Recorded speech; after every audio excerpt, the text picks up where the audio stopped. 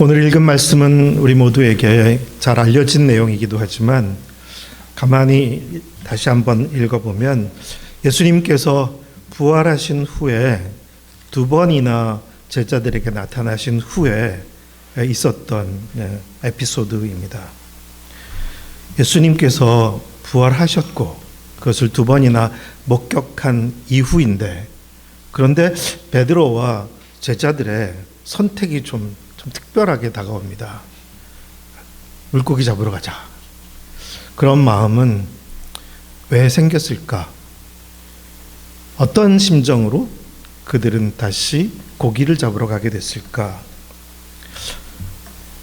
어쩌면 아마 베드로나 제자들 모두 주님 앞에서 유구무원이었을 것 같습니다. 죽기까지 예수님을 따르겠다고 했었고, 다 버려도 나는 버리지 않겠다고 장담까지 했었던, 하지만 그들이 다 부끄럽게 예수님을 홀로 내버려 두고 떠나버렸던 것이고, 배신까지 했었으니까 얼마나 자신들이 초라해 보였을까 생각합니다. 그런 제자들, 큰 실패를 했는데 다시 시작할 수 있을까? 부활하신 예수님을 만나긴 했지만 그것은 예수님의 승리지 어쩌면 나는 그대로니까요. 그들은 하나도 바뀐 게 없습니다. 예수님이 다시 살아나신 거지 나는 부끄러운 실패자, 패배자로 그대로 있었던 것이죠. 자신에 대해서 절망한 것입니다.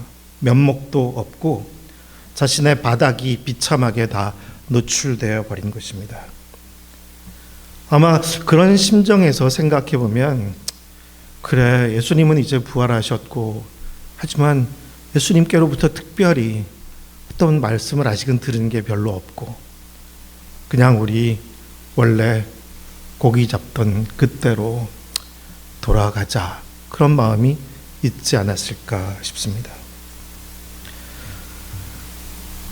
저희랑 함께 가까이 지냈던 탈북 청소년 때 함께 지냈었지만, 청년이 된 다음에 나름 열심히 신앙생활도 하고 잘 지내는 것 같다가 그만 잘못된 선택을 하면서 스스로도 파산지경이 돼버렸고, 그리고 주변의 친구들로부터, 사람들로부터 돈까지 빌려다가 갚지도 못하고 온갖 비난과 공격을 받게 되면서 모든 직장도 잃고 방황하게 된 그런 친구가 하나 있습니다.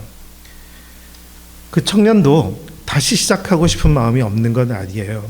다시 시작하고 싶은데, 하지만 이제는 별로 희망이 없어 보이는 거예요. 자기에게 아무것도 없고, 그리고 모두가 다 등을 돌렸고, 이제는 자신이 실패자, 패배자라는 것을 너무 잘 알아요. 그러니 다시 시작할 엄두가 잘 나지 않는 것 같습니다. 사람들이 나를 어떻게 보고 있나? 그리고 어쩌면 주님도 나를 이제는 더 이상 좋게 보실 것 같지 않고, 그러니 절망스러운 마음으로 이제는 힘없이 주저앉아 있는 것입니다. 우리는 전과자들을 생각해 보더라도 전과자들이 다시 시작하려는 마음이 원래 다 없는 건 아닌데 계속 반복해서 또 전과가 늘어나는 사람들이 많잖아요. 근데 그 이유 중에도 보면 다시 시작할 마음이 아주 없었다기보다는 마음이 생겼었더라도 결국은 그 마음으로 성공하지 못한 것이고, 또 주저앉고 주저앉아서는 그 다음에는 시작하기조차 어려워지게 되는 것 같습니다. 심지어 어떤 사람은 머그샷까지 찍어서 자기 얼굴이 노출되고, 또 어떤 범죄는 어디에 살더라도 그 지역에 자신의 신상과 정보가 알려지게 되니까 어디서든지 살 수 있기가 어려운 그런 처지가 되어버리기도 합니다. 다시 시작할 수 있을까? 오늘 성경에서 예수님은 제자들을 위해서 아침 식사를 준비해 놓으시고 제자들과 함께 식사를 합니다. 그 아침 식사 분위기는 또 어땠을까요? 잔치 분위기였을까요? 전혀 그랬을 것 같지 않습니다. 예수님께서 음식을 준비해 놓으시고 와서 먹으라 하시긴 했지만 아무 말도 하고 있지 않았을 것 같아요. 왜냐하면 자신들이 얼마나 초라한지 알고 있었으니까. 이제 봄이 한참입니다. 우리가 알듯이 봄은 따스함으로 찾아옵니다. 막상 이 따뜻한 기운이 온 땅에 가득하면 온 땅에 봄이 가득해지는 거죠. 아무리 봄을 시샘하는 꽃샘 추위가 있다 하더라도 따스함을 이길 수는 없습니다. 그렇죠. 정말 따스함이 답입니다. 따뜻한 온기가 모든 것을 새로 시작하게 해줍니다. 한편 우리는 뉴스를 통해서 우리가 살아가는 시대가 정말 증오와 폭력의 시대, 한없이 큰 강대적인 힘을 갖고 있는 이스라엘이나 미국, 그 어마어마한 위력 앞에 이란도 강할 만큼 강하다 하더라도 사실 일방적으로 당하기 쉬운, 그리고 이 끝이 보이지 않는 그런 위험한 폭력의 시대를 우리는 살아갑니다. 그리고 미국이나 이스라엘 쪽에서는 이것은 응징이라고 말하고, 그리고 예방이라고 말하죠. 나름 정당화하면서 폭력을 계속하고 있습니다. 그런데 처벌과 응징으로 평화가 오는 것일까? 결코 가능하지 않다는 것을 우리는 상상할 수 있습니다. 잠시는 입 다물게 할 수 있겠죠. 없애버릴 수도 있을지 모르겠습니다. 하지만 그 상처받은 마음과 트라우마, 또 분노는 다음 세대로 계속 넘어가게 될 것이고, 언젠가는 또 다른 테러로, 또 무서운 일들로 터져 나오게 될 것입니다. 길을 잃어버린 세대, 국제적으로도 전쟁과 테러는 계속될 것이고, 그리고 우리는 국내적으로도 보면 때로는 심각한 범죄로 인한 끔찍한 고통과 문제들이 점점 많아지고 있다는 것도 느끼게 됩니다. 대개 사람들의 이야기, 의견은 처벌이 좀 더 강해야 되고, 그리고 예방 대책도 제대로 세워야 되고, 그것이 사람들의 일반적인 마음이다 보니 우리가 살아가는 사회나 세상이 무엇보다도 서로를 믿는 믿음보다는 불신, 의심이 더 기초가 되는 것 같고, 그리고 점점 살기 어려워지는 상황 속에서 누군가에 대한 배제와 혐오, 그리고 미움이, 증오가 참 심해져 있다는 것을 느낄 수가 있습니다. 아마 우리가 개인적으로도 누군가에게 너무나 끔찍한 배신을 당했다면, 누구 때문에 내가 너무나 고통을 겪었다면 우리의 심정도 아마도 풀어가기가 쉽지가 않아서 어떻게 해서라도 저 놈을, 저 인간을 처벌하고 싶은 마음이 더 앞서게 될 것입니다. 사실 사람과 사람이 살아가는 사회나 우리가 살아가는 모든 관계 속에 문제가 없을 수가 없죠. 또 문제를 일으키는 사람이 있습니다. 일을 저지르고 일이 엄청나게 커져버리게 될 때도 있습니다. 그런데 그때 우리는 실망하고, 그리고 때로는 조급해지고 우리의 분노를 따라서 선택을 하게 되기도 참 쉽습니다. 그런데 그러면 풀린다기보다는 더 엉키게 될 때도 참 많은 것이죠. 우리가 먼저 이런 상황, 이런 세상 속에서 우리 좀 고민하면서 살펴볼 일이 있습니다. 지난주가 부활주일이었잖아요. 저는 평택의 포승 지역에 저희 원래 살던 집에서 이제는 센터 쪽으로 아주 옮겼기 때문에 센터 가장 가까이에 있는 교회 예배에 참석하게 됐어요. 그러니까 새신자로 간 거죠. 그러니까 이제 사람들에게 소개도 받고, 그래서 거기서 이제 예배 후에는 새신자들의 교제 테이블에도 앉게 됐어요. 그래서 제가 다문화 센터를 하게 된다는 것도 알게 됐으니까 그 이야기가 나오게 됐는데 아주 좀 불편해지게 되어버렸습니다. 이유는 그 같은 자리에 앉아 있는 사람들 중에는 다 새로운 사람들인데, 어떤 분은 미국의 이민자로 살다가 온 사람이 또 있었고, 또 자기 살아가는 집 근처에 다문화 가정이 있는 사람들도 있다 보니까 이 다문화와 관련된 이야기가 나왔어요. 근데 한 분이 자연스럽게 한 얘기예요. 자기가 사는 아파트의 바로 옆에 사는 사람 이야기인데, 동남아에서 온 자매가 한국에 시집 왔는데 사실은 이 자매가 한국 남편이 아니라 원래 동남아에도 자기 남편이 있는데 그것은 숨긴 채, 그리고서는 여기서 이제 시간을 두고 동남아에 있는 자기 남편을 데려올 준비가 다 되어 있다는, 그리고 그런 사람들이 곳곳에 있다는 이야기를 저도 뉴스를 통해서 들은 적도 있거든요. 그러니까 그런 얘기가 나오기 시작했어요. 그랬더니 또 다른 사람이 이제 그런 그 이민자들, 한국에 온 외국인들 중에 사고 치는 사람들 얘기가 또 나오게 되고, 또 중국 동포 얘기도 나오고, 이제 그런 문제를 일으키는 사람들의 이야기가 나오기 시작을 했어요. 자연히 그 말을 들은 사람들은 자연스럽게 그런 사람들이 참 많다는 생각을 더 갖게 되는 것이고, 그래서 모두가 우리가 살아가는 세상을 좀 부정적으로 이제 보게 되는 것입니다. 저희도 센터에서 참 1년 동안 많은 사람들을 만나서 이런저런 이야기를 들어요. 아프리카에서도 오고, 그리고 우즈벡이나 카자흐스탄 같은 중앙아시아에서도 오고, 베트남이나 최근에 라오스 자매도 하나 왔어요. 근데 이런 사람들의 이야기를 들으면서 중국에서도 오고, 하지만 저희가 만나본 사람들은 정말 다 착하고 참 순박한 사람들이에요. 우리가 운이 좋았는 건지 아니면 아직 다 몰라서 그러는 건지도 몰라도. 그리고 그분들도 알아요. 좀 문제가 있는 사람들도 있다는 것을.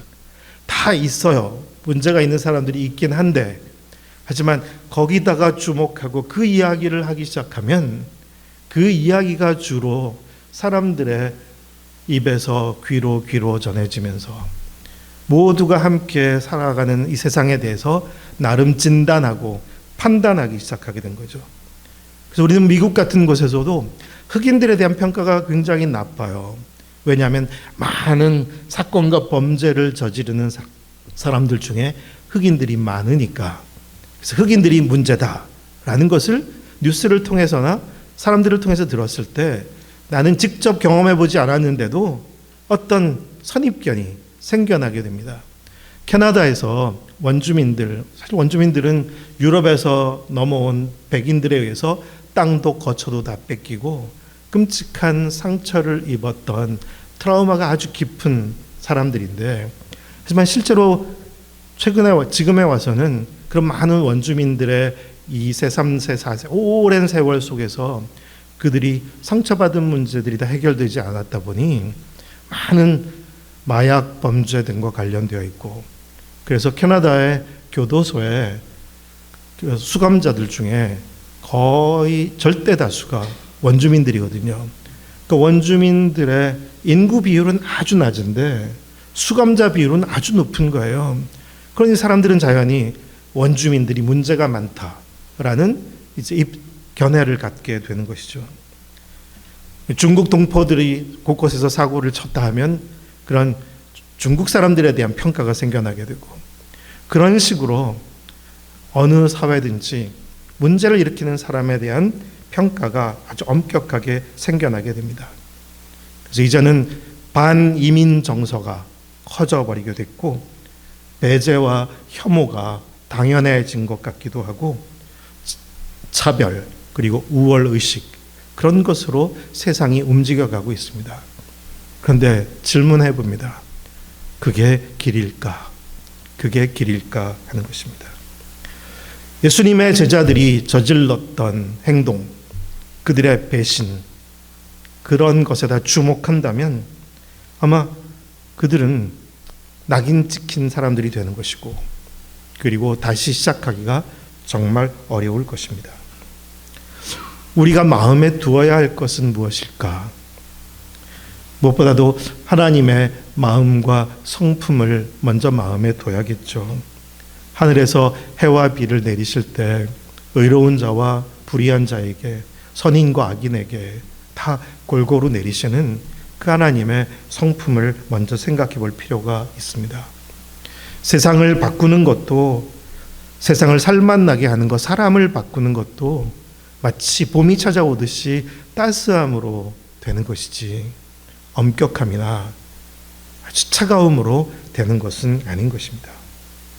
까다로움이 아니라 너그러움, 차가움이 아니라 따스함이 참 중요하다는 것을 이제 봄을 맞이하면서 생각해 보고 싶습니다. 자, 제자들, 예수님의 제자들은 다시 시작할 수 있었나요? 네, 시작하게 됐잖아요. 다시 시작하게 됐습니다. 그런데 그들이 다시 시작할 수 있었던 이유는 그들에게 있지 않았어요. 그들에게 다시 시작할 이유가 있었던 것이 아니라 주님께 있었습니다. 주님이 그들이 다시 시작하도록 도우셨습니다. 그것으로부터 우리가 길을 찾아야 할 것이고 그 주님의 마음을 배우고 우리도 그 마음으로 이 땅을 살아가야 하지 않을까 싶습니다. 그래서 세 가지로 우리가 다시 시작할 수 있는 이유, 시작할 수 있는 힘에 대해서 이야기하고 싶습니다. 첫째는 주님의 그 여전한 한결같은 사랑입니다. 예수님은 잘못이나 과거에 대해서 묻지 않으시고 그저 사랑으로 제자들을 만나 주셨습니다. 예수님과 제자들이 일방적으로 잘못한 거죠. 예수님은 잘못하신 게 없습니다. 근데 우리말 속담에 그런 말 있죠. 때린 놈은 다리를 못 뻗고 자도 맞은 놈은 다리 뻗고 잔다고. 그 표현 중에는 때린 사람은 불편해져서 마음이 불편해져서 이제 고민이 많아질 수밖에 없고, 하지만 맞은 쪽에서는 더 털고 지나갈 수 있는 마음이기도 하다는 이유를 말하고 있습니다. 해를 입힌 사람이 사실 더 마음이 불안해지게 됩니다. 그리고 정말 우리가 큰 잘못을 하게 됐을 때 그것을 수습하기가 너무 어려워서 우리는 용서를 구할 면목이 없게 될 때도 있는 거죠. 우리는 세상에서는 가해자가 먼저 용서를 구해야 되는 게 맞다고 말하죠. 그렇잖아요. 가해자가 먼저 가서 무릎 꿇고 용서를 빌어야 그제서야 용서할까 말까 할 텐데, 근데 가해자가 아무것도 하지 않고 있다면 피해자 쪽에서는 도저히 용서할 수 없다고 생각하는 것이 일반적인 사람들의 생각입니다. 그런데 막상 우리가 소중한 관계 속에서 가해자가 됐을 때 먼저 무릎 꿇고 다가가기가 쉬운 것도 또 아니에요. 내가 큰 잘못을 저질렀으면 때로는 정말 다가가기가 어려울 때도 있습니다. 면목이 없어서. 예수님의 제자들이 그렇게 예수님께 면목이 없었던 것입니다.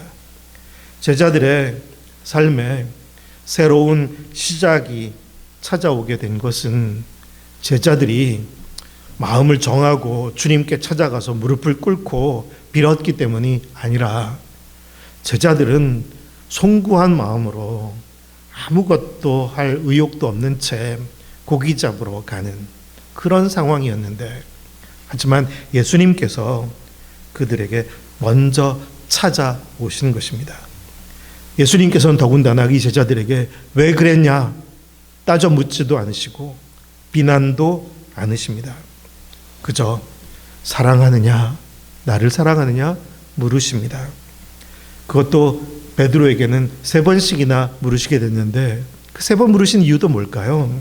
베드로가 3번씩이나 예수님을 부인했기 때문에 스스로 자신에게 더 절망하고 있었을 텐데, 예수님은 네가 나를 사랑하느냐 그렇게 물으시고 그 고백을 다시 한번 들으시면서 그것을 격려해 주시는 것입니다. 변함없는 사랑으로.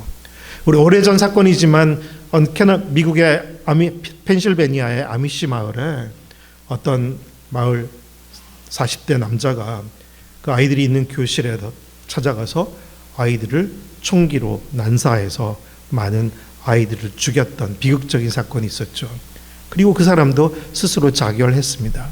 근데 그 이후에 바로 있었던 것 중에 그 뉴스가 미국 전체를, 전 세계를 들끓게 하기도 했지만 그 아미시 마을 사람들의 선택에 대해서 사람들이 되게 감동을 받게 됐어요. 그런 비극적인 사건이 있은 후 그 가해자의 아내와 아이들은 또 마음이 어땠을까요? 가장이 엄청난 만행을 저질렀어요. 그러니 자신들은 집 밖으로 나오지도 못했을 거예요. 두렵고.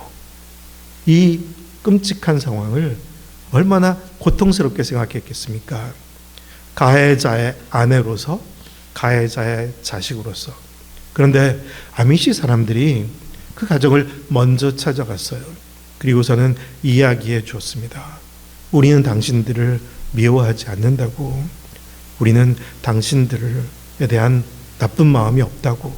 그들에 대한 아미시 마을 사람들의 사랑과 따뜻한 마음을 잘 전해 주었습니다. 사실 그렇게 먼저 가해자가 먼저 가서 무릎을 꿇는 것이 아니라 오히려 피해자가 먼저 사랑으로 다가갈 수 있는 것, 아주 어려운 일인 것 같지만 그게 예수님께서 제자들에게, 예수님께서 우리에게 한결같은 사랑을 지니신 그분의 너무나 변함없는 한결같은 사랑인 것을 보게 됩니다. 그것이 한 사람을 다시 시작할 수 있게, 우리를 다시 시작할 수 있게 하는 이유가 되는 것입니다. 두 번째는 주님의 하여튼 섬세한 신실하신 너그러우심인데요. 예수님은 말로만이 아니라 전혀 이 제자들의 선택을 통제하거나 강제하지 않으시고 아주 선하게 간섭해 가고 계심을 보게 됩니다. 그들이 다시 바닷가로 고기를 잡으러 돌아가는 그 길을 막지도 않으시고 고기를 잡는 것도 뭐라 하지도 않으세요. 가게 하시고 그물도 던져보게 하십니다. 지켜보고 계시면서 그들의 한계와 낙담 가운데서 주님께서 간섭하시는 거잖아요. 고기 좀 잡았니? 하나도 못 잡았어요. 어쩌면 의욕도 바닥이라서 그물을 던지긴 했어도 고기 잡는 마음으로 던지지도 않았을 것 같아요. 어쩌면 너무 자신에 대해서 실망했으니까 그냥 이거나 해보듯이 던져봤겠죠. 그런데 예수님께서 하나도 못 잡았다는 제자들에게 배 오른편으로 던져보라고. 그래서 던졌더니 엄청나게 많은 물고기가 잡히게 된 거죠. 물고기가 그물에 가득하게 되었습니다. 153마리, 그 153이 그래서 모나미에 찍히게 된 이야기도 듣게 됐어요. 거기서 비롯돼서 만들어졌다고. 모나미 볼펜에 153. 근데 여기서도 보면 주님의 그 섬세한 간섭하심이에요. 제자들의 잘못된 선택과 길에 대해서 탓하시거나 정죄하시지도 않았지만 그들이 이제 선택하는 또 다른 행동들을 막지도 않으세요. 그러면서 옆에서 도와주시는 거죠. 너희 그물 저쪽으로 던져보라고. 그리고 또한 주님은 그들에게 아침 식사까지도 준비해 놓으셨나요? 세상에 어떻게 그렇게 너그러우실 수가 있을까? 주님께서 제자들에게 그렇게 너그러우신 것입니다. 앞서 언급했던 그 아미시 마을 사람들이 그렇게 찾아가서 말도 했지만 그때 곳곳에서 수많은 이제 후원의 성금들이 이제 아미시 사람들의 그 마을 피해받은 사람들에게 사용되도록 오게 됐었다고 들었어요. 그런데 사실 아미시 사람들은 우린 그런 거 필요하지 않다는 마음까지도 가졌었어요. 그런데 이 많은 후원금들을 가해자의 가족, 자녀들을 위해서도 사용하도록 그렇게 한 것입니다. 그렇게 이 마을 사람들이 그 가해자의 가족들까지 챙겨주는 섬세한 사랑, 한없이 너그러움, 그것이 많은 사람들에게 훈훈한 감동으로 전해지게 되었습니다. 우리 주님은 우리의 삶에 무너진 실패를 아시고 우리의 부끄러운 마음도 아시고 또 우리가 여전히 어리석은 상황 속에 있는 것을 아실 때에도 우리에 대해서 참 너그러우신 거예요. 그리고 우리를 계속해서 챙겨주십니다. 그 챙겨주시는 그분의 너그러우심 때문에 제자들도 마음에 그 따스함 때문에 마음이 감동되기 시작하고 다시 시작할 이유가 생겨나는 것이죠. 실패자에게도 너그러우신, 잘못된 상황 속에 앉아있는 이들에게 너그러우신 그 주님의 너그러우심이 우리가 살아가는 삶에 얼마나 감사한 일인지, 우리에 대한 그분의 너그러우심, 그것을 또한 우리도 그 너그러우심으로 살아갈 수 있기를 소망해 봅니다. 세 번째는요, 다시 시작하는데 정말 중요한 부분이기도 한데, 주님께서 베드로에게 3번 물으신 다음에 이어서 하신 아주 짧은 말씀이죠. 내 양을 먹이라, 내 양을 치라, 내 양을 먹이라. 새로운 시작을 위한 주님의 부탁의 말씀입니다. 내 양을 먹이라. 그동안에는 제자들은 예수님을 열심히 따라다닐 때 예수님이 목자셨어요. 그들은 양이에요. 그러니까 양은 목자를 잘 따르는 거고 목자에 의해서 도움을 받는 것이지, 양에게는 그냥 내 필요, 내 안전, 나의 유익이 항상 중요한 것입니다. 그런데 예수님께서 이제 제자들이 그동안에 어떻게 살아왔든지 간에 이제 마지막으로 부탁하시면서 내 어린 양을 먹여라, 내 양을 먹이라 하십니다. 그 얘기는 이제는 양으로 살지 말고 목자의 마음으로 살라고, 목자의 마음으로 초대해 주십니다. 목자는 자신의 안전이 아니라 양의 안전을 생각하죠. 목자는 자신의 필요가 아니라 양의 필요를 생각하게 됩니다. 자신의 유익이 아니라 양의 유익을 먼저 생각하게 됩니다. 제자들이 양에서 목자로 마음의 동기가, 이유가, 방향이 바뀌게 되는 것이죠. 진정 우리가 주님을 따라간다는 것은 그런 방향 전환, 우리 마음의 변화가 필요한 것입니다. 우리가 그냥 주님을 나의 주, 나의 목자로만 생각하는 것이 아니라, 주님께서 나에게 양들을 맡겨주셨고, 그러니 내가 목자의 마음으로 살아가야 한다는 것. 목자가 될 때 우리는 다른 마음으로 다르게 걸어갈 수 있을 것입니다. 주님의 한없이 변함없는 한결같은 사랑, 그리고 우리의 삶에 대한 주님의 너그러우심, 그리고 내 양을 먹이라는 목자로의 부르심, 그 부르심으로 제자들은 이제 요한복음이 끝나고 그 다음 사도행전에서 우리가 목격하게 되는 것처럼 진정 새로운 시작을 할 수가 있었습니다. 주님의 사랑, 주님의 너그러우심, 주님의 그 부탁, 그것을 우리 모두가 지니고 있습니다.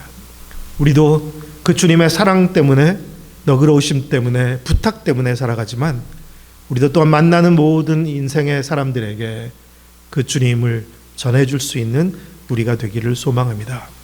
우리도 한결같은 사랑으로, 또 너그러운 마음으로, 그리고 우리에게 양이 되어 있는 사람들도 목자의 마음을 갖도록 도와주면서 함께 하나님 나라를 이 땅에 세워나가는 우리 모두가 되기를 축복합니다.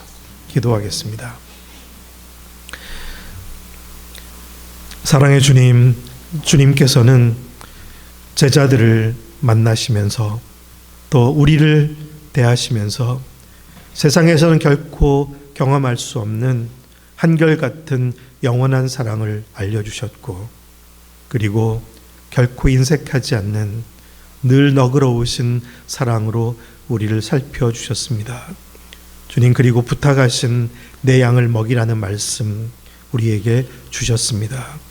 주님, 그 사랑, 그 너그러우심, 그 부탁의 말씀을 우리 마음에 두고 우리의 삶에서 때로 실패와 부끄러움이 있어도 계속해서 다시 시작할 수 있게 도와주시고, 또 우리가 만나는 모든 이들에게도 그 한결같은 사랑과 너그러움과 그 부탁을 전해줄 수 있는 우리가 되게 하여 주시옵소서. 예수님의 이름으로 기도드립니다. 아멘.